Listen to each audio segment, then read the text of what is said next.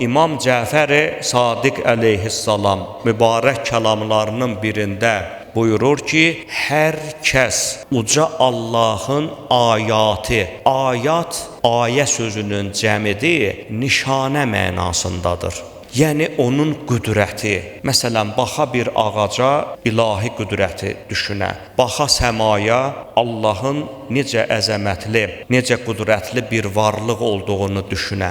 İmam əleyhissalam buyurur ki, hər kəs bir saat Allahın ayatı haqqında, nişanələri haqqında düşünərsə, onun üçün 60 illik ibadət yazılacaqdır.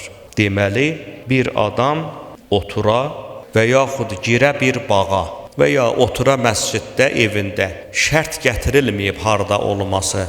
Yalnız və yalnız uca Allahın qüdrət nişanələri haqqında düşünsə, 60 illik savabı əldə eləmiş olur. Bu və digər bu növdən olan hədislər, əziz möminlər, onu göstərir ki, həqiqətən də ömrü nəyə sərf etməyin çox böyük əhəmiyyəti vardır və ona görə də bizim həm Peyğəmbərimizdən, həm də məsum imamlarımızdan nəql edilmiş bir çox rəvayətlər onu göstərir ki, müsəlman, mömin olan şəxs bir an olsun belə öz ömrünü bada verməməlidir. Çünki qiyamətin günündə həmən ömür bir nemət olaraq ona verildiyi üçün mütləq və mütləq mizan və tərəzidə ondan onun haqq hesabı